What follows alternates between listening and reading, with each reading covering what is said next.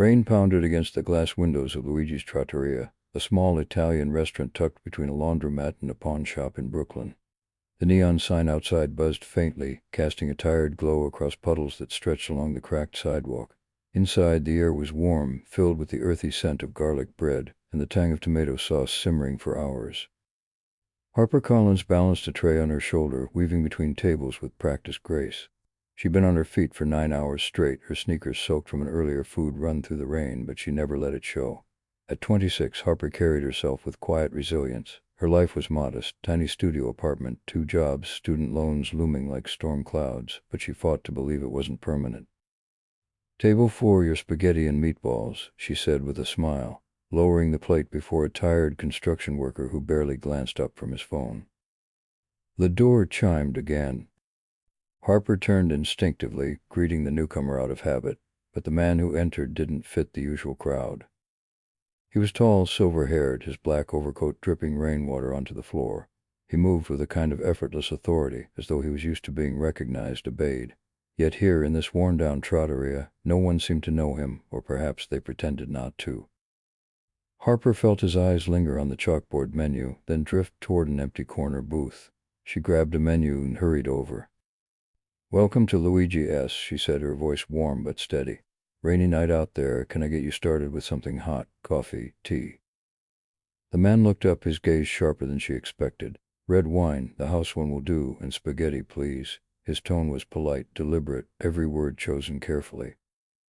Harper scribbled the order. There was something almost old-world about him, the kind of presence that didn't belong in this neighborhood. She carried the slip to the kitchen, shaking off the odd feeling that she just seated someone important. Minutes later, she brought him his wine, setting it down with care. He gave her a nod of approval, the faintest hint of a smile tugging at his lips. "You've worked here long?" he asked, his voice low, almost gravelly. "About 3 years," Harper replied. "Longer than I planned, honestly, but you know life." She gave a small shrug. He studied her, not in a way that made her uncomfortable, but as if weighing her words. "And what do you plan?" The question caught her off guard. Customers rarely cared about her beyond their orders. She hesitated, then admitted, "Graphic design. I've been saving for classes. It's slow, though." "Slow isn't failure," he said simply. "It's patience." Harper blinked. Strangers didn't usually hand her fortune cookie wisdom, but there was something kind, almost grandfatherly in the way he said it. She couldn't help but smile. As the night dragged on, the storm outside grew harsher, sending most customers scurrying home early. By closing time, only the silver-haired man remained, finishing his spaghetti slowly, like each bite held meaning. Harper wiped down tables nearby, glancing at him when she thought he wasn't looking. At last, he set his fork down and dabbed his mouth with a napkin. Harper approached with the check, but he waved it off. "The meal's already been taken care of," he said, his eyes crinkling with quiet amusement at her confusion. I don't understand," Harper replied. He leaned in slightly. "Let's just say Luigi and I go back a long way. Tonight I only wanted to eat quietly and to meet someone." Her pulse skipped. To meet someone. He gestured at her with a slight tilt of his head. "You." Harper laughed nervously, unsure whether he was joking. "Me, I'm just your waitress." "No," he said firmly. "You're more than that. I can see it. You remind me of someone I once knew, someone who fought her way up from nothing." For a moment the weight of his words silenced her. She tried to think of a response, but he was already rising to his feet, pulling on his overcoat. He left a folded piece of paper on the table, untouched by wine stains. Harper frowned. "Sir, you forgot your—" "Keep it," he interrupted gently, adjusting his collar. Then with the faintest nod he added, "Keep being you, Harper. The world needs more of that." Her name he'd never asked, and she hadn't offered it, yet he spoke it as though he'd known it all along. Before she could respond, he stepped out into the storm, disappearing into the curtain of rain. Harper stood frozen, the folded paper in her hand. She unfolded it carefully. Inside was a simple note written in elegant handwriting. "Patience is not weakness. Your moment will come. C.H." She had no idea who C.H. was, or why his words felt heavier than any tip she'd ever been left. But something told her this wasn't the last time their paths would cross. As she locked up the restaurant later, Harper tucked the note into her apron pocket, close to her heart. Outside, the rain kept falling, washing the streets clean for a new day she couldn't yet imagine. The streets clean for a new day she couldn't yet imagine. The news broke just after dawn, riding a storm of alerts that lit up the city like a pinball machine. Phones buzzed on subway platforms, in spin classes, in gleaming corner offices where espresso hissed and assistants whispered. In a sixth-floor walk-up in Bushwick, Harper Collins woke to the sound of her cracked iPhone rattling against a stack of bills.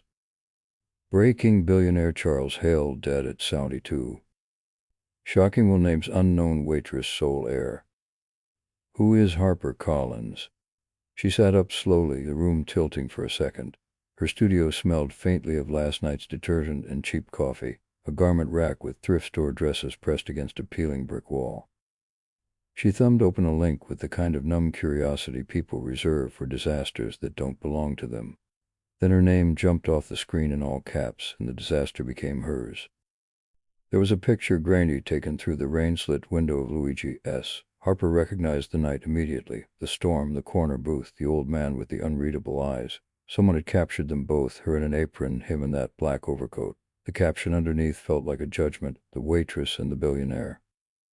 Her heart thudded in her ears. She barely registered the new ping until repeated, insistent. A voicemail from Luigi. Harper, it's me. Do come in yet. Reporters everywhere. I'll call back. She stumbled to the tiny sink, splashed water on her face, stared at herself in the mirror. Same freckles, same dark ponytail, same tired eyes with a flick of stubborn light. She found the note in her tote bag, the one he'd left. Patience is not weakness. Your moment will come, CH. Her moment. She wanted to laugh, to cry, to run. Instead, she put on jeans and a hoodie and walked downstairs into the blinding daylight of a city that suddenly knew her name. Paparazzi were waiting at the curb like sharks that smelled blood from miles out. Harper, Harper, over here. Flash. How long were you involved with Mr. Heir? Flash. Did you meet him at the restaurant or somewhere else? Flash. Were you romantically? No, the word burst out of her, brittle as glass. I took his order, that's all. Then why did he leave you everything? Shouted a man in a slick raincoat. Harper's mouth opened and closed. The truth was a blank space she couldn't fill. She pushed through, head down, heart galloping, and practically collided with a woman stepping out of a black SUV with tinted windows. Victoria Hale. Even in daylight she glittered. Black sheath dress, pearls like moonlight at her throat, and a face honed by wealth and will. The widow, no ex-wife of Charles Hale. Her gaze swept Harper from head to toe with cool, surgical precision. Miss Collins, Victoria said, voice smooth as lacquer. I want to be perfectly clear. Whatever confusion exists will be cleared up shortly. We are grieving. You will return what does not belong to you. Harper blinked. I didn't take anything. Victoria's mouth curved, almost a smile. Darling, you took everything. She turned to the cameras without waiting for an answer. I will hold a brief statement at noon, thank you. The SUV door closed behind her with a padded, expensive thud. Harper stood there, stunned, as microphones retreated and lenses pivoted toward the bigger star. A hot tide of shame climbed her neck. She didn't belong in this world of posture and press lines. She belonged behind a service station with scuffed menus and chipped plates. Her phone buzzed again, unknown number. Against her better judgment, she answered. Miss Collins, a measured male voice. My name is Bernard Pike. I was Mr. Hale's household manager for 33 years. I believe we should meet. She frowned, stepping into a narrow slice of shade. Why me? Because Mr. Hale intended for you to hear certain things from someone who knew him, rather than from headlines. A pause. And because Mrs. Hale has hired a crisis firm that eats people like you for breakfast. Harper swallowed. Where? St. Bartholomew's, the little garden on Park and 51st, noon.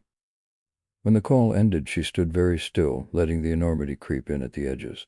The city was moving at its usual frantic pace. Cabs barked, steam hissed from a manhole, a bike messenger swore at a bus. Harper felt unmoored, an ant in the eye of a hurricane.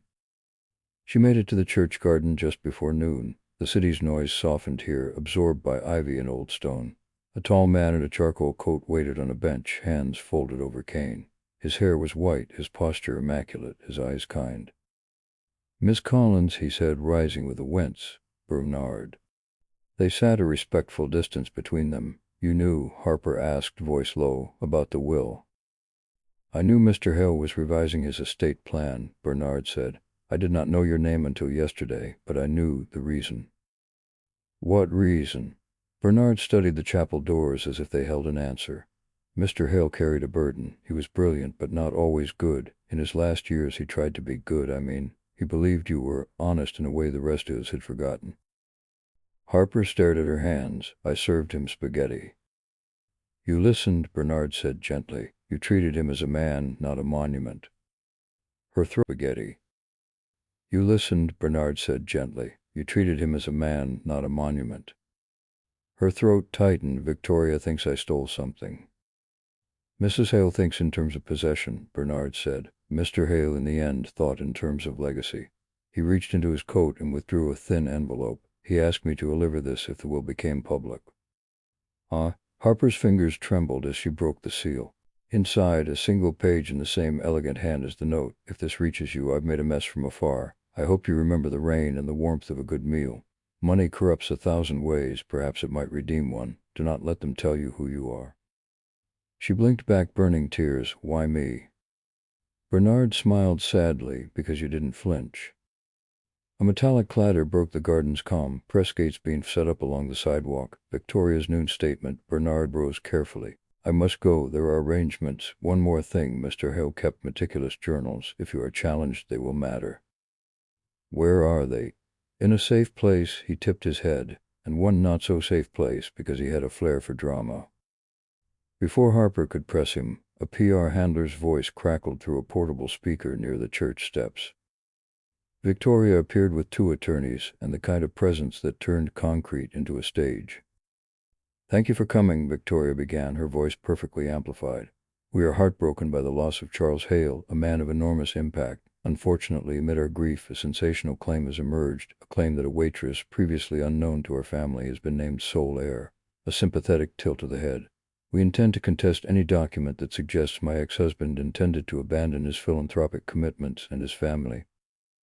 Reporters shouted questions. Victoria lifted a palm for quiet. Charles valued contribution, not opportunism. We will seek the truth in court.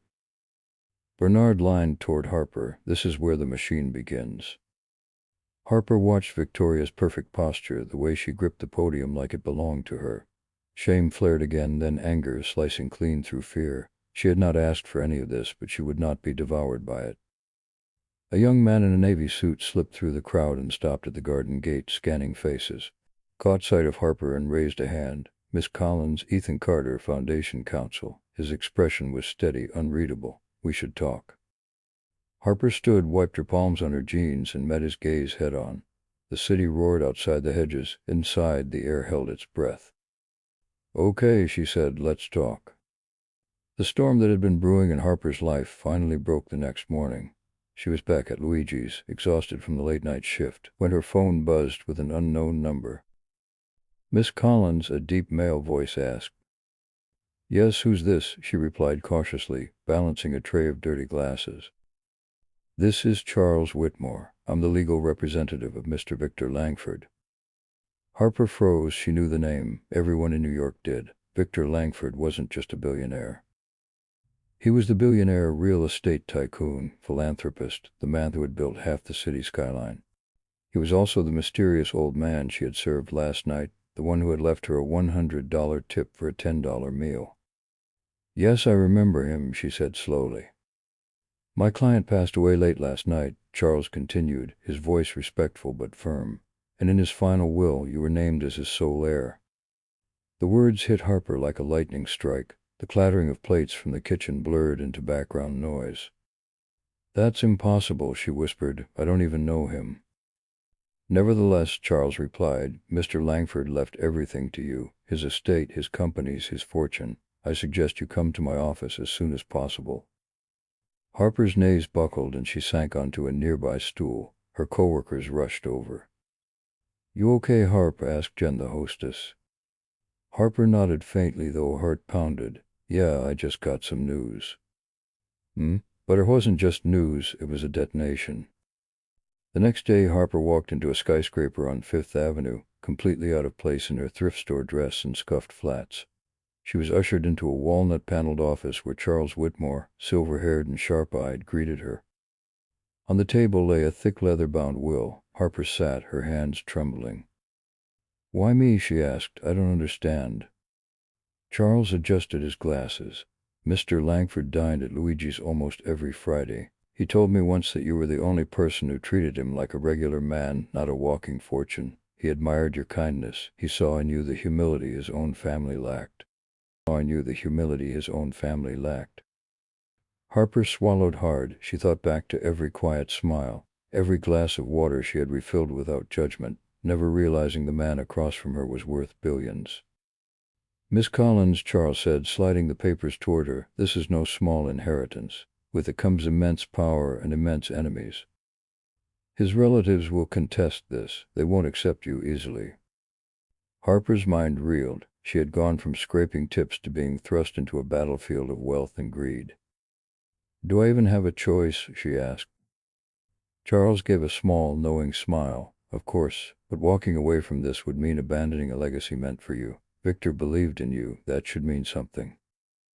That night Harper lay awake in her tiny apartment, staring at the cracked ceiling. She thought of her mother, who had died when Harper was 16, working 2 jobs to keep food on the table. He thought of the landlords who raised the rent without mercy, the customers who snapped their fingers at her like she was invisible. Tears welled up. What would you do, Mom? She whispered. Her phone buzzed again. This time it was a text from Jake, her childhood best friend who now worked as a mechanic in Queens. Heard you got weird news. You okay? Harper typed back with shaky fingers, not really. Can I call you tomorrow? She didn't dare tell him you. The words felt too heavy, too unreal. But deep inside, a fire was sparking. Maybe for the first time in her life, the universe was giving her a chance to break free of poverty, to matter. Yet with that chance came a storm she couldn't yet see, one filled with betrayals, schemes, and a family determined to tear her apart. The next morning she stood before the Langford mansion for the reading of the will. The gates were taller than any building on her block. Black cars lined the driveway. Inside, she was met with cold stares. Victor's relatives, polished and powerful, their designer clothes practically dripping with disdain. That must be her, one woman whispered loudly. The waitress. A man in a navy suit sneered. This is a joke. Victor must have lost his mind. Harper kept her chin high, though her stomach nodded. Charles Whitmore cleared his throat, commanding silence. He began reading the will aloud, every word like thunder in the lavish hall. When he reached Harper's name, the room erupted. This is outrageous, shouted Victor's nephew, Damien Langford, his face twisted with fury. She's nobody. She doesn't belong here. She belongs more than you ever did, Charles replied sharply. Harper's heart raced. She wanted to disappear, to melt into the marble floor, but instead she forced herself to stand tall. For the first time she realized this wasn't just about money. This was a war. The Langford estate was still buzzing from the will reading when Harper was whisked into a waiting black car. She sat in silence as Charles Whitmore, the family attorney who had stood by her side, tapped a number into his phone. They're going to come after you, he said flatly. Mrs. Victoria Hale is already preparing a lawsuit to invalidate the will. Harper's throat tightened. On what grounds?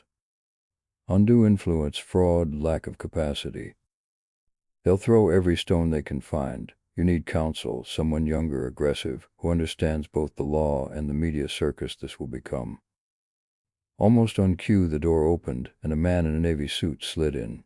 He had sharp features softened by kind eyes, his tie loosened just enough to look approachable. Ethan Carter, he said, extending his hand. I've been working for the Langford Foundation. I'd like to represent you. Harper shook his hand, her palm clammy. Why me? Why would you help a stranger? Ethan studied her for a beat. Because you're not what they're painting you to be, and because Victor trusted you, that means something to me. 2 weeks later, Harper found herself in Manhattan Civil Court, her heart hammering as she faced the marble walls and polished oak benches. Reporters lined the steps outside, shouting questions that bled into the chambers even after the doors closed. Inside, Victoria Hale sat with perfect posture, her black dress tailored like armor, her lips curved in an almost smile. She didn't look at Harper until the judge entered, and then she turned her head slowly, eyes glinting like polished steel. This is just the beginning, that gaze seemed to say. The bailiff called the case. Victoria's lawyer, a silver-tongued litigator named Marcus Kane, rose first. Your Honor, this young woman, he jabbed a manicured finger toward Harper, was a waitress. A complete stranger, and yet in his final hours, Victor Langford allegedly decided to disinherit his entire family in favor of her. It is absurd. We have reason to believe she manipulated a grieving old man for financial gain. A ripple of grieving old man for financial gain. A ripple of murmurs spread across the courtroom. Harper's face flushed hot, shame clawing at her chest. Ethan leaned close, whispering, "Don't flinch. Let me handle this." When it was his turn, Ethan rose calmly. "Your Honor, the opposing counsel insults both the decedent's wishes and my client's character." Victor Langford was lucid, intentional, and deliberate. He did not act under duress. In fact, we will show evidence that Mr. Langford admired Miss Collins for her honesty, something his own family failed to provide. Victoria's smirk widened as though she had anticipated this. She whispered something to Marcus, who nodded and shuffled his papers. "Your Honor," Marcus said, "the defense claims Miss Collins is virtuous. We intend to prove otherwise." He snapped his fingers and a screen lit up at the front of the courtroom. Grainy footage from Luigi's flickered on, Harper pouring Victor another glass of wine, laughing at something he said, leaning in just slightly to hear him better. Marcus spread his arms. "Does this look like a casual waitress-customer relationship, or does it look like seduction?" Gasps filled the room. Harper's stomach dropped. "That's not what it was," she whispered, panic rising. "I was just doing my job." Ethan shot up, objection, out of context. This is surveillance footage without authentication. The judge frowned, sustained, but proceed carefully, Mr. Kane. Victoria's eyes gleamed. Harper could almost hear her thoughts. "I can twist the truth any way I want, and the world will believe me." That night, Harper broke down in her tiny apartment. Lucy, her best friend from Luigi's, showed up with takeout and a bottle of cheap wine. "They made me look like I was using him," Harper sobbed, curling into the couch cushions. Lucy sat beside her, rubbing her back. "Screw them. You were kind to an old man. Since when is that a crime? They have money, lawyers, influence. I have nothing." "You have you," Lucy said firmly, "and you've got me. That's not nothing." Harper sniffled, managing a small laugh. "You're terrible at pep talks." "Yeah," Lucy admitted, "but I'm great at kicking ass. And if anyone tries to smear you again, they'll answer to me." For the first time all day, Harper felt a flicker of warmth. The next morning, Ethan called. "We need to fight back with evidence," he said. "Victor left journals. Bernard, his old house manager, mentioned them. If we can find those, we can prove Victor's intentions were genuine." Harper nodded, though doubt nodded her. "And if we can't?" "Then we make the jury believe in you," Ethan said, his voice softened, "the way I do." Her cheeks warmed despite the stir of her life. She quickly pushed the feeling aside. The second hearing came a week later. This time Harper sat straighter, braced for the blows. Marcus unleashed a parade of so-called witnesses, a former busboy from Luigi's who claimed Harper flirted with wealthy men, a cousin of Victor, who swore the old man had been confused in his final months. Each accusation cut deeper, each lie feeding the whispers that Harper was nothing but a gold digger. When Ethan rose for cross-examination, he dismantled them piece by piece, cool and precise. To the busboy, "Did you ever see Miss Collins leave with a customer, accept gifts, exchange numbers?" The boy hesitated. "No, but—" "Thank you, no further questions." To the cousin, "Are you a medical doctor?" "No, but—" "Then you can't testify on Mr. Langford's mental state." Bit by bit, Ethan pried open the cracks in their testimony. But Harper could feel the weight of Victoria's gaze, patient and unrelenting. When the judge adjourned for the day, Victoria finally approached. Her perfume was sharp, expensive, filling Harper's lungs like smoke. "Enjoy your little victories," Victoria murmured, her lips barely moving. "They won't last. I've buried stronger opponents than you." Harper's jaw tightened. "Maybe, but you've never met me before." Victoria's smile sharpened. "Darling, I already own you. You just don't know it yet." "Oh?" She turned on her heel, leaving Harper shaking with equal parts fear and fury. That night Harper sat at her kitchen table, Victor's note spread out before her. "Patience is not weakness. Your moment will come." Her tears fell silently onto the page. She wasn't just fighting for money. She was fighting for dignity, for the chance to prove she wasn't the villain in someone else's narrative. And deep down she knew this battle was only just beginning. Harper's apartment felt smaller than ever. The blinds were drawn tight, but flashes of cameras still seeped through whenever she dared peek outside. News vans were parked along her block, reporters shouting questions every time she slipped out for groceries. On the phone, headlines multiplied by the hour. Gold-digging waitress scams billionaire. Langford fortune falls into wrong hands. Who is Harper Collins? She sat cross-legged on her bed, scrolling until her stomach twisted. Each article bent the truth sharper, painting her as a temptress who had preyed on Victor Langford in his final days. Her phone buzzed again, this time Ethan. She almost ignored it, but something in her chest tugged her to answer. "You shouldn't be alone right now," he said. His voice was steady, grounding. "I'm fine," Harper whispered, though her throat burned. "I've been alone most of my life." There was a pause, then a soft reply, "Not anymore." That night, Ethan came by with 2 coffees and a folder of case notes. They sat on the floor, papers spread between them. "You see this," he said, tapping a highlighted paragraph. "This witness claims Victor was incoherent during dinner, but I pulled the restaurant receipts. That night, Victor ordered wine and settled the bill himself, signature and all." Harper leaned in, studying the evidence. Her hair brushed his arm, and she pulled back quickly. "Sorry." Ethan shook his head. "Don't be. We're in this together." For the first time in days, Harper smiled, a real one.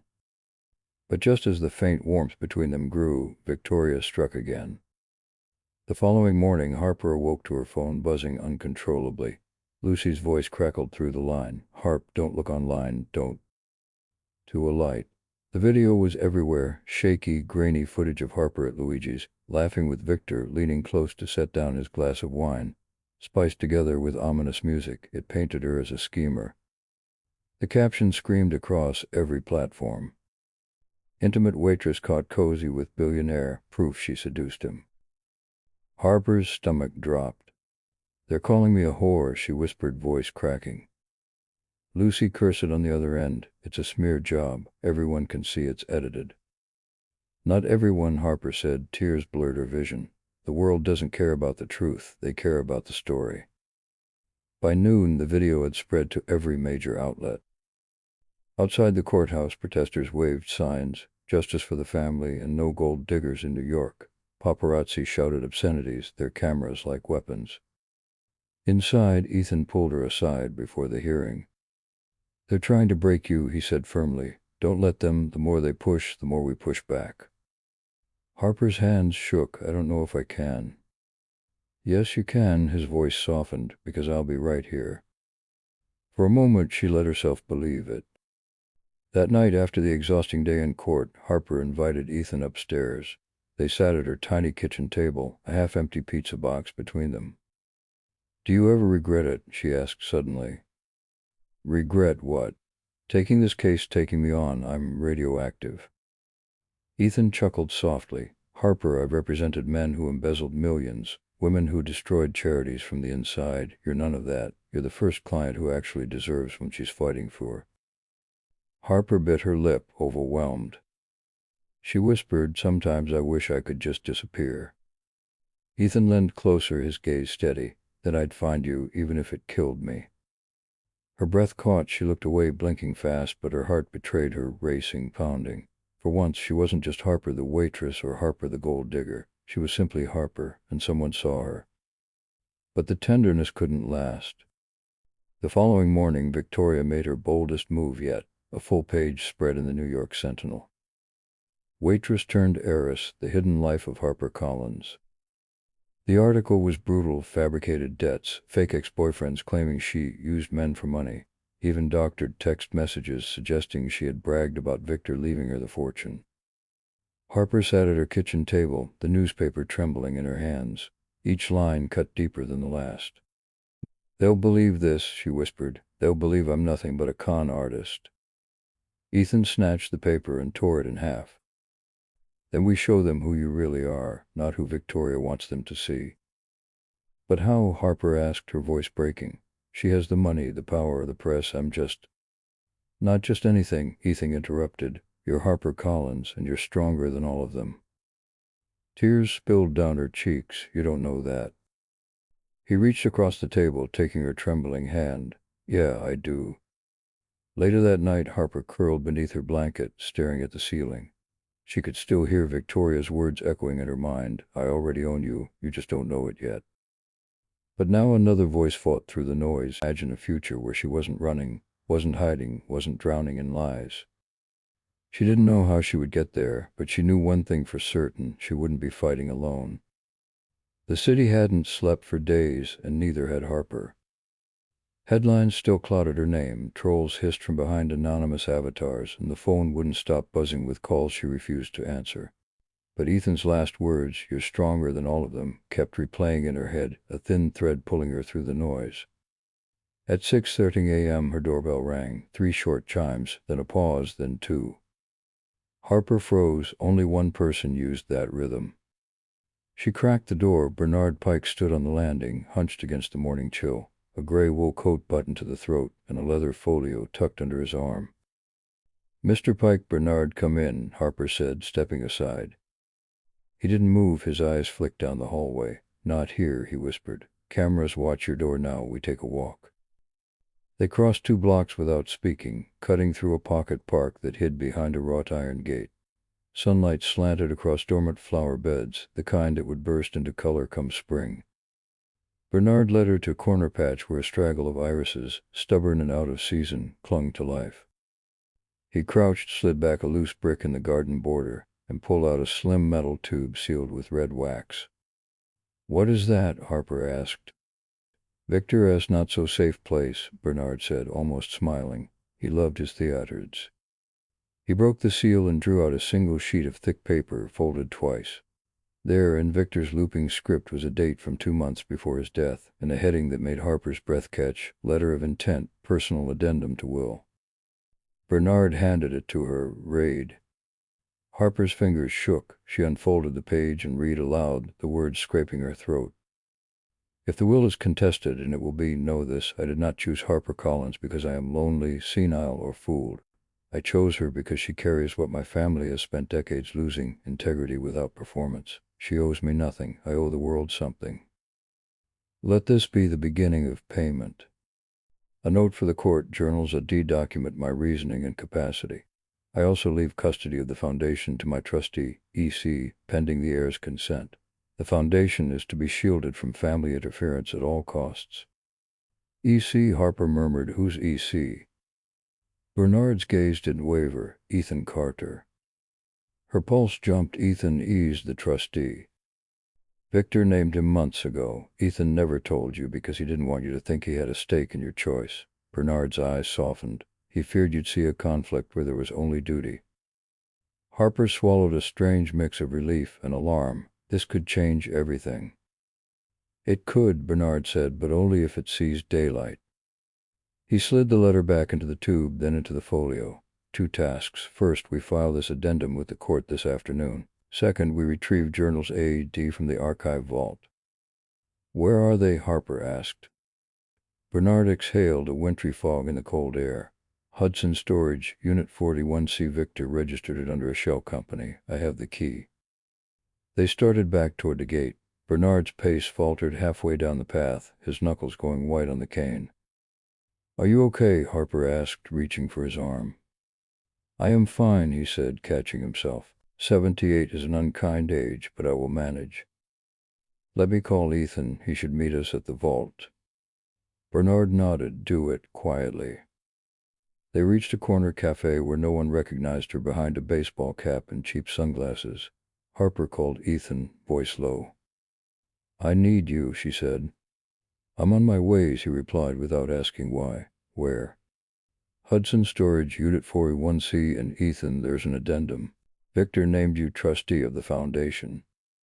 Silence bled through the line for a beat. Then, "We'll talk when I arrive." He hung up. Bernard's eyes flicked to her phone. He will be tempted to recuse, to look clean. Make him understand the optics. The foundation's independence could be your oxygen. Harper nodded. We filed the letter. We get the journals. We breathe. Hudson Storage sat 3 subway stops north. A long slab of brick and steel crouched under the highway. The manager scanned Bernard's ID, slid a ledger forward, and handed over an industrial elevator key. Unit 41C breathed dust and coal, shelves labeled banker's boxes, a steel trunk stamped Langford Properties 1998. Moved with the precision of a man unpacking a life. He found a box labeled A.D. Personal and set it on a rolling cart. "Here," he said, "help me." They eased the lid off. Inside, 4 leather journals tied with twine, each embossed with a letter. ABCD. Bernard untied the bundle and flipped open the first. The pages were dense with Victor's tidy notes, dates, boardroom skirmishes, donations, observations of his family's appetite for optics, and Harper's stubborn decency. Harper's throat tightened. This wasn't a story crafted by a publicist. It was a ledger of a man's last attempt to steer his legacy where money couldn't. Footsteps sounded in the corridor. Harper looked up, heart thudding. "Ethan." The footsteps stopped. A shadow crossed the corrugated door. Bernard's jaw tightened. "Quiet." A fist rapped twice, then softly, "It's me." Ethan stepped inside, hair damp from the drizzle, suit jacket open. Relief cracked his face when he saw them. "You found them," he said, spotting the journals. "Thank God." Bernard closed the lid, calm but brisk. "We file the addendum today. Then we scan the journals, place originals in council vault." Ethan nodded. "I've got a scanner at the office. Let's move." They loaded the box onto the cart. Harper tucked the letter tube into her tote, zippered it shut, then pressed her palm to it like a promise. The elevator groaned them downward. On the ground floor, the bay door rattled. A man in a fluorescent vest wheeled past with a dolly stacked with plastic crates. He didn't look at them. Still, the hair along Harper's arms prickled. They reached Ethan's car, a dark sedan double parked by the curb. Ethan popped the trunk. Bernard lifted the box. A motorcycle screamed around the corner. Brakes shrieked. A black-clad rider skidded to the curb, grabbed the cart, and heaved. The box lurched, crashed to the asphalt, journals spilling like spilled guts. "Hey!" Ethan lunged. The rider kicked hard. The cart slammed into Ethan's shins, folding him. A gloved hand darted, snatched C&D, and pivoted toward the bike. Harper moved before she thought. She dove, catching the rider's sleeve. He yanked. The seam tore. She went down hard, gravel biting her palms. The rider swung a leg over the bike, engines howling. He zipped into traffic, journals clamped under his arm. Ethan staggered up, breath ragged. "License plate, did you?" "Covered," Bernard said, voice iron. He crouched, his cane clattering to the curb, and gathered A and B like a priest retrieving relics. His hands were not steady. Harper's tote felt suddenly too light. She unzipped it. The letter was gone. Her vision narrowed to a pin. No, no, no, no. She clawed through the bag, through receipts and a spare charger. Nothing. "They took it," she whispered. "They took the addendum." Ethan pressed his fingers to his temple. "They knew where we were. How?" Bernard's eyes lifted, old and terrible. "There is a leak." The street blurred with sirens and rain. Somewhere a horn screamed. Harper felt the world tilt, then snap back into focus. "We still have A and B," she said, breath shaking. "We scan them now. We move. We—" Her phone vibrated in her pocket, a number she didn't recognize, 1 digit off from her own. She answered, static, then a woman's voice, low and amused. "Miss Collins, lovely morning for a game of fetch, isn't it?" "Victoria," Harper said, blood going cold. "Return the journals you stole," Victoria purred. "Confess your little manipulation, and perhaps the court will go easy on you. A bit. Oh, and do give my regards to Bernard. He's always been so loyal. Shame if that were complicated."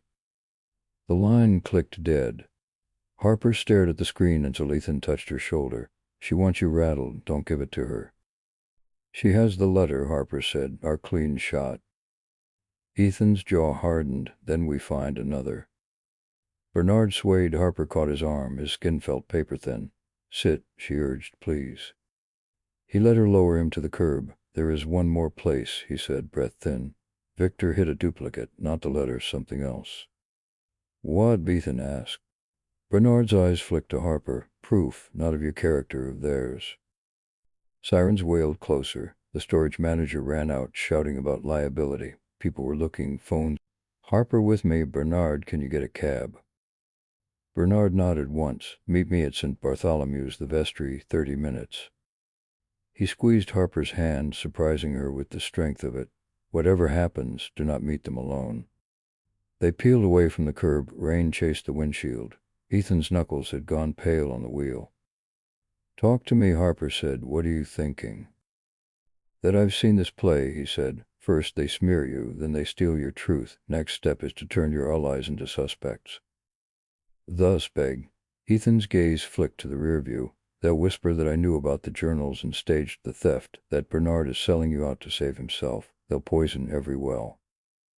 Harper's stomach dropped. Would you? No, he said too quickly, then softer. No.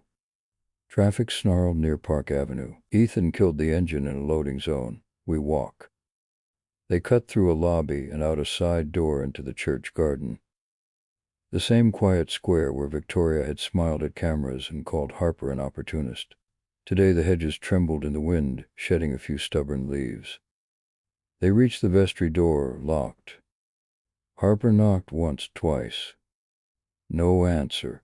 Ethan tried the handle again. It gave. The door swung inward with a dry squeal. Bernard, Harper called.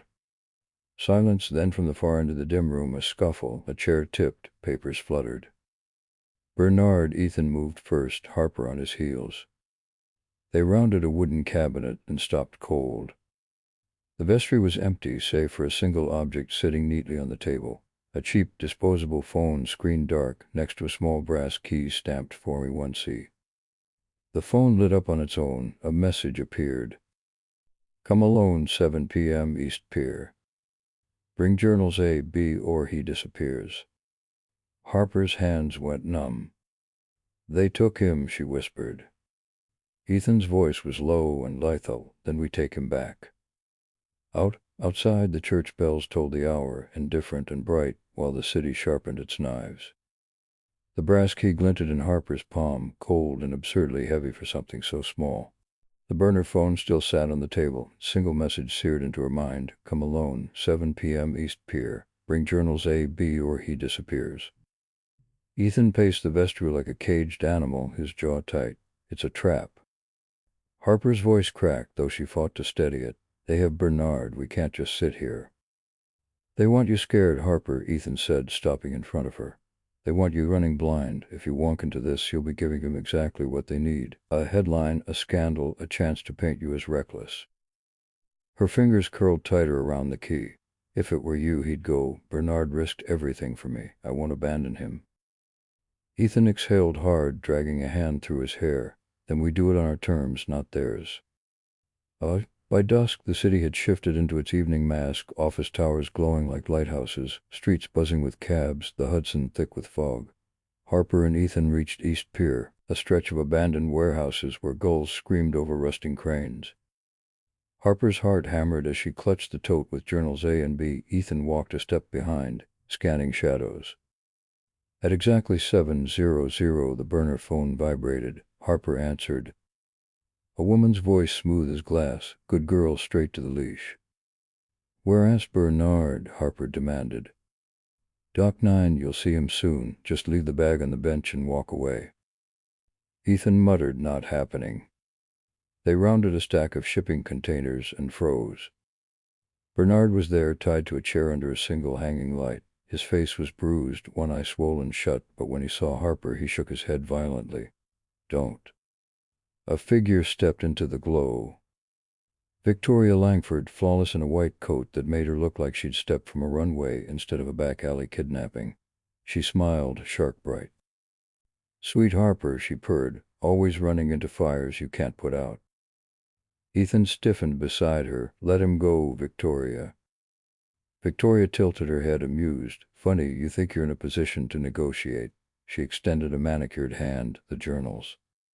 Harper swallowed, adrenaline buzzing in her veins. You already stole C&D, why risk your neck for the rest? Victoria's smile thinned, because A and B are the ones that matter. They contain names, board members, donors, dirty hands I keep clean by existing. With them, I control the narrative. Without them, you do. Bernard rasped, his voice shredded. Don't give them. Victoria's heel clicked as she moved closer. You want him to live, don't you? Ethan suddenly pulled a flash drive from his pocket and tossed it at her feet. It skittered across the dock. Copy of A and B, he lied smoothly. The originals stay with us. Victoria's eyes flicked down, greedy. Smart boy. The second she bent, Harper moved. She flung the tote backward to Ethan, who caught it and bolted for Bernard. The dock erupted in chaos. Victoria's men emerged from the shadows, two lunging for Ethan, one for Harper. Harper dropped low, slamming her shoulder into the thug reaching for her, sending him sprawling into the water with a splash. She stumbled to Bernard, fumbling at the knots binding his wrists. "Harper, behind you," Bernard croaked. She twisted just as Vic dies. Harper froze, breath tearing at her lungs. Ethan was still locked in a struggle with two men, his fists a blur, blood already staining his collar. Victoria's eyes gleamed. "Choose, Harper, your dignity or your ally." Harper lifted her hand slowly. "You win." Victoria smirked. "Say it louder." "Oh, I said you win," Harper repeated, venom in her throat. She let her tote fall at her feet. Victoria lowered the gun just enough to nudge the bag with her shoe. She peeked inside, then her face shifted. The journals weren't there. Just bricks wrapped in brown paper. Her eyes snapped up. Where? A horn blared, headlights flooded the pier as a black SUV screeched in. Doors flew open. Federal agents in windbreakers swarmed with weapons drawn. "FBI, drop your weapon." Victoria's mask cracked, fury bleeding through. She spun, aiming at Harper. But Ethan tackled her from behind, knocking the gun to the concrete. Agents swarmed, pinning Victoria and her men. Harper ripped the ropes from Bernard's wrists, sobbing as he sagged into her arms. "I've got you, I've got you." Bernard managed a rasp of a smile. "Knew you'd outplay her." Ethan staggered over, bruised but grinning through the pain. "Guess it pays to have friends at the bureau." Harper blinked. "You called them." "Before we left the church," he admitted. "I knew Victoria wouldn't resist bait this shiny." Victoria screamed from the ground, agents forcing cuffs on her wrists. "This isn't over, Harper. You think a waitress can carry an empire? The court will eat you alive." But her voice was drowned out by sirens and the rush of waves. Harper held Bernard tighter, heart pounding with something fierce, something new, hope. The journals were safe. Bernard was alive. Victoria was in chains. But Harper knew this wasn't the end. The courtroom battle was coming. And the world wasn't ready for the waitress who would inherit an empire. By sunrise, the pier was only a rumor, yellow tape fluttering in the wind, damp footprints erased by the tide. By noon, Victoria was out on bail with a press line as polished as her pearls. A misunderstanding. By 2, Harper walked into Manhattan Civil Court with Bernard on her arm and journals A and B locked in Ethan's briefcase. The air inside tasted like paper and judgment.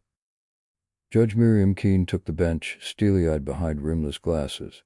"We continue in Langford Estate v. Collins," she said. "Counsel, proceed." Marcus Kane rose first, crisp as a scalpel.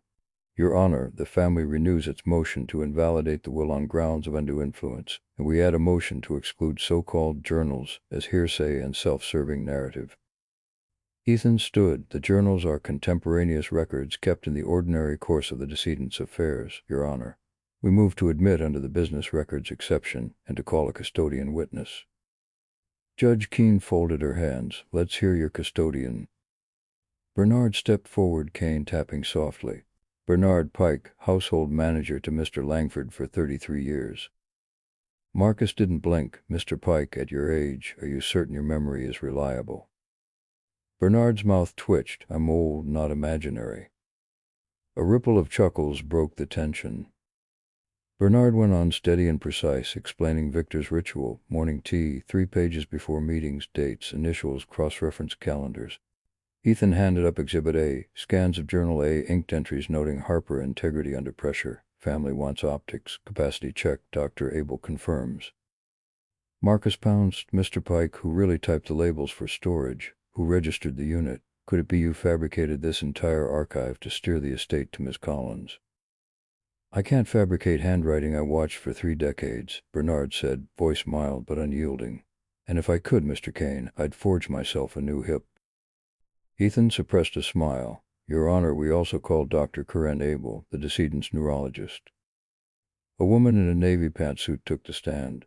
Victor Langford was cognitively intact the last year of his life. I performed a MOCA exam 6 weeks before his death. His score was 29 out of 30, no clinical basis to doubt his capacity. Marcus lined in. Mr. Langford was 72. He drank wine. He worked long hours. He can't rule out confusion. I can rule out dementia, she replied. I can tell you he was decisive to a fault. The judge took notes. Marcus shifted tactics. Very well, if capacity holds, let's talk influence. The defense's lead counsel, Mr. Ethan Carter, served under Mrs. Langford's philanthropic umbrella for years. Conflict of interest much. Perhaps the foundation stands to benefit if Miss Collins stays in power. Perhaps Mr. Carter pushed a vulnerable waitress into a fortune to secure his own rule. Ethan didn't flinch. Your Honor, I disclosed my prior work to the court and my client on day one. Victor named me interim trustee to shield the foundation from the very family now attempting to raid it. If the court finds a conflict, I will step aside after today's evidentiary showing, with the foundation secured by an independent overseer of the court's choosing. Judge Keene regarded him for a long beat. Duly noted. Marcus smirked like he'd drawn blood. Let's also admit what the public has seen. The screen lit with that viral montage from Luigi's, the laugh, the lane, the glass of wine, stitched to look tawdry. This is seduction masquerading as service. Ethan stood. Your Honor, we'd like to call a digital forensics expert. Intermura Vas, buzz-cut, black blazer, tattoo peeking from her wrist. She plugged in a drive. This video is a composite of 5 separate nights, light temperature mismatches, compression artifacts, a swapped audio bed. Also, metadata shows render in Prometheus Edit Suite at 2:40 a.m. on a machine registered to Larkbridge Strategies. Larkbridge, Judge Keene asked. Crisis PR, Mara said. Top client on the date of render, Victor Langford. A murmur rolled through the gallery. Marcus objected on relevance. Overruled.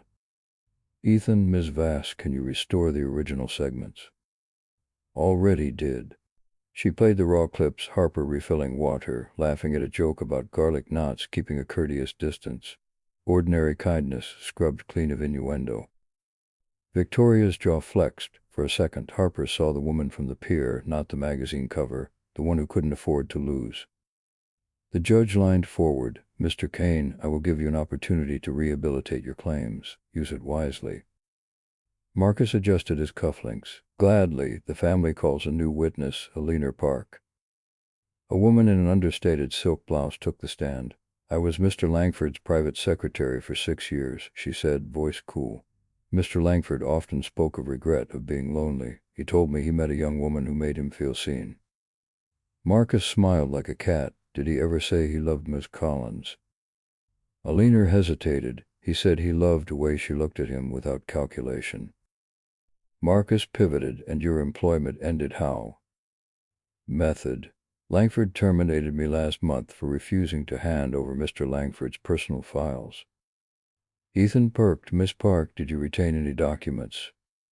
Her eyes flicked to Victoria. Fear trembled across her face, then resolve, yes. She produced a sealed envelope. Inside were printouts, email instructions from Victor to a firm attorney, time-stamped requests to codify the will, and a memo titled On Legacy vs. Inheritance. Ethan moved them into evidence. Marcus tried to object, but the judge lifted a palm. Mr. Kane, sit down. Harper felt her lungs expand for the first time in days. Then the floor tilted again. Marcus rose with practiced pity. One last matter, text messages recovered from Mr. Carter's phone. He held aloft a screen grab. We need to make sure she doesn't panic. Keep her close. Sent from Ethan to an unknown contact. The gallery hissed. Harper's stomach plunged. Ethan stepped forward, color rising to his cheeks. Those messages were to Bernard. She was the press. Harper was being ambushed outside her apartment. Keep her close meant keep her indoors until we could secure counsel and a security detail. Bernard nodded emphatically. My phone, my texts, my arthritis, he typed for me sometimes. Marcus shrugged. Context is elastic. Not here, Judge Keene said. Show the thread. Ethan handed up the full exchange, timestamps, attachments, the photo of reporters crowding Harper's stoop. The insinuation collapsed under its own weight. Victoria's composure faltered. For a heartbeat, her eyes flashed toward the exit. Judge Keene turned to Harper for the first time. Miss Collins, you don't have to speak, but if you wish, the court will hear you. Harper stood slowly, her knees softened, then steadied. She didn't look at the cameras or the cousins who sneered or the woman who had tried to drown her in lies. She looked at the judge. I served Mr. Langford dinner, she said. That's how we met. I brought him water when he coughed. I offered him bread when he hesitated. I brought him water when he coughed. I offered him bread when he hesitated to order dessert. I laughed at his bad puns about pasta. I never asked him for anything, not his money, not his attention. I thought I mattered to no one beyond my shift schedule. He showed me I was wrong. Her throat tightened. She continued anyway. If he hadn't chosen me, I would still be at the restaurant, paying my flongs, trying to be kind in a city that doesn't always return the favor. I can live with that life. I can't live with a lie. So if you find that his will is valid, I'll honor it like a promise. And if you find that it isn't, I'll go back to work tomorrow. But please don't let anyone turn what was decent into something dirty just because it makes a better headline. Silence settled like snowfall. Judge Keene cleared her throat. Counsel, I will review today's submissions and rule on admissibility tomorrow. As to interim relief, the estate remains under temporary control of the court-appointed administrator. The foundation is placed into protective receivership pending further order. Court is adjourned. The gavel fell. Outside, the press swarmed. Ethan shielded Harper with his body as Bernard tucked journals A and B under his coat. Across the steps, Victoria paused before the cameras, her smile brittle. This isn't finished, she said. For once, Harper believed her and felt ready. The storm hadn't ended, but in the eye of it, truth had finally found a microphone. The courthouse steps emptied slowly, leaving behind the echo of cameras and the sting of questions Harper couldn't answer. Ethan's hand was firm at her back as they slipped into a waiting car, Bernard already seated inside, journals A and B locked in a steel case between his knees. For a fleeting second, Harper let herself breathe. The evidence had landed. The judge had listened. Maybe, just maybe, the tide was turning. But New York doesn't grant peace for long. Her phone buzzed again, a text from an unknown number. You think the court saved you. Wait until tomorrow. She swallowed hard, the city outside blurred. They won't stop, will they? She murmured. Ethan's jaw tightened. Not until someone makes them. That night Harper sat at her kitchen table, staring at Victor's note she'd once tucked away. Patience is not weakness. Your moment will come. She traced the letters with her finger, fighting the weight of exhaustion. A knock rattled the door. 3 quick raps. She froze. Not Bernard's rhythm, not Ethan's either. Cautiously she opened it. A courier in a black cap shoved a padded envelope into her hands. No return address. No words, just a nod before disappearing down the hall. Inside, a USB drive and a single sheet of paper. 3 words in sharp ink. Don't trust him. Harper's heart thudded. She plugged the drive into her laptop, hands trembling. The screen lit with video footage, grainy, time-stamped last week. Ethan in a parking garage, shaking hands with Marcus Kane. Money exchanged in a slim envelope. Ethan glanced around before slipping it into his jacket. No, Harper whispered. The footage looped, each cycle driving the knife deeper. Her phone buzzed again. He's playing you. Walk away before he sells you too. Her mind spun. Ethan had fought for her, bled for her, shielded her from cameras. But the images, undeniable. A knock again, gentler this time. Harper, it's me. Ethan's voice muffled through the door. Her pulse raced. She yanked the laptop shut, shoving the drive into a drawer. She opened the door a crack. Ethan's face was drawn, concern etched deep. You okay? You didn't answer my calls. She forced a nod. Yeah, just tired. His eyes searched hers. Something's wrong. What is it? Harper hesitated, the words caught in her throat. If the video was real, he was a traitor. If it wasn't, doubting him could ruin the only alliance she had left. She stepped aside. Come in. Later, Bernard dozed in the armchair, the journals clutched like scripture. Ethan leaned against the counter, watching Harper. You're quiet, he said softly. She met his eyes. Promise me something. Anything. No secrets, not now, not ever. Ethan's brow furrowed. I promise. But his voice carried a hesitation she hadn't heard before, a fracture. The next morning, court resumed. Victoria strode in radiant despite the bruises on her reputation. Her smile was venom dressed as grace. Marcus rose. Your Honor, the defense claims Miss Collins is pure of motive. we present contrary evidence. A private investigator's surveillance of her attorney, Mr. Ethan Carter. The screen lit, the same footage Harper had seen. Ethan, Marcus, the envelope. The courtroom erupted. Harper's breath caught. Ethan shot to his feet, fury blazing. That's a lie. That footage is doctored. Objection, Marcus cut in smoothly. Withdrawn, Your Honor. We'll let the jury weigh authenticity. Judge Keene's gavel cracked, ordered. Every whisper in the gallery was poisoned now. He's bought. She's doomed. Harper's vision swam, the USB in her drawer, the note, don't trust him. Her trust fractured like glass. During recess, Harper cornered Ethan in the corridor. Tell me the truth, right now. His eyes blazed. I did not take their money. I met Marcus to discuss settlement terms off record. I thought if I kept you out of the spotlight, you'd be spared. I was wrong not to tell you. Her voice cracked. So you did mate him? Yes, but not like that. Harper, look at me.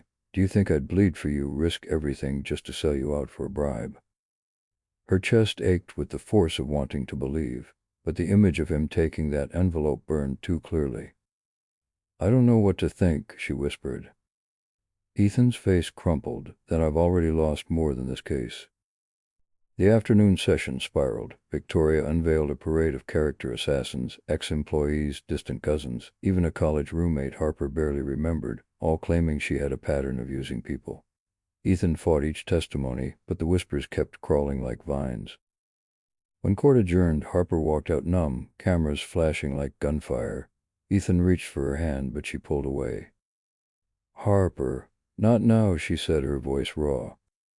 He stopped, watching her disappear into the sea of reporters, his expression hollow.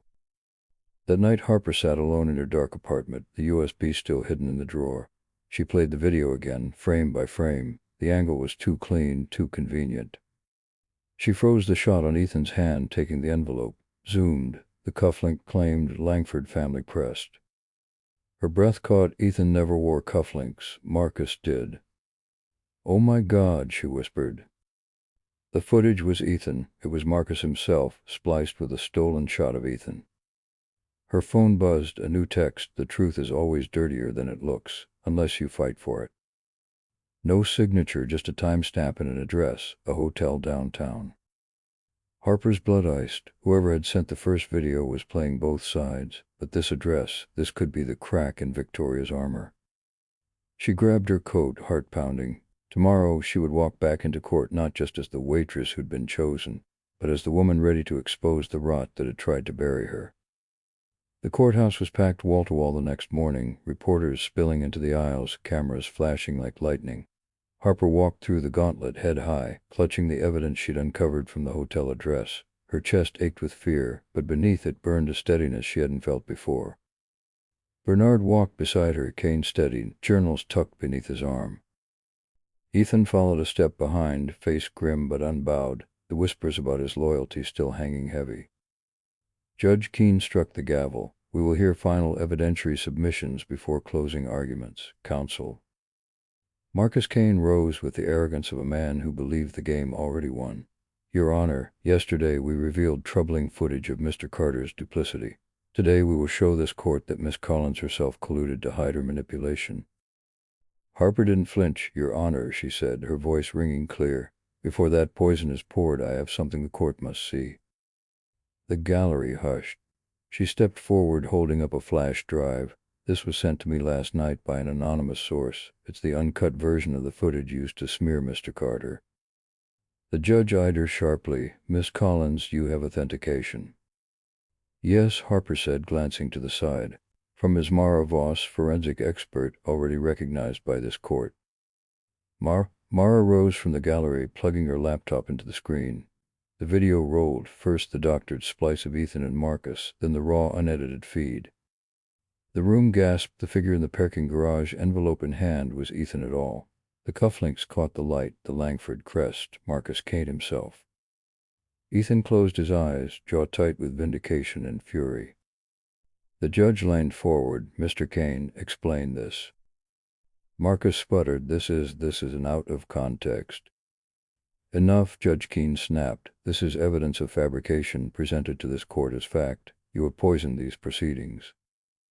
The gallery exploded in whispers. Reporters scribbled like wildfire. Victoria's mask of composure cracked, her smile trembling at the edges. Harper turned, her voice sharp enough to cut. You wanted to bury me in lies. You almost buried him too, but truth has a way of clawing out of the grave you dig for it. Victoria shot to her feet. This is irrelevant. She's still nothing. A waitress doesn't inherit an empire. The judge's gavel thundered. Sit down, Mrs. Langford, or I will hold you in contempt. Victoria's chest heaved, rage trembling through her perfect posture. Ethan rose for closing arguments. His voice was low but steady, carrying through the chamber. Victor Langford could have left his empire to anyone in this room, to any relative, any board member, any so-called philanthropist. He chose Harper Collins, a woman with no power, no pedigree, and no agenda, because she was the only one who saw him as a man, not a fortune.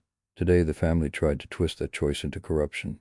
They forged, they lied, they even abducted a man who stood by Victor for decades, and still Harper stands here. Not because she clawed her way in, but because Victor pulled her forward. That was his legacy.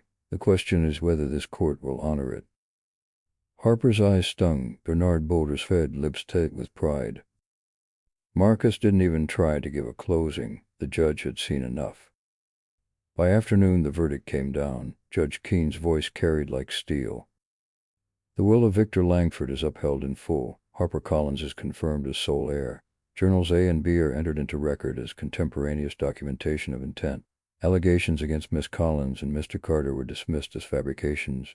Further, this court refers evidence of misconduct by Marcus Kane and Mrs. Victoria Langford to the district attorney for criminal investigation. The gavel fell. For a heartbeat, silence, then the gallery erupted, half in shock, half in applause. Harper's knees nearly buckled. Ethan caught her arm, steadying her.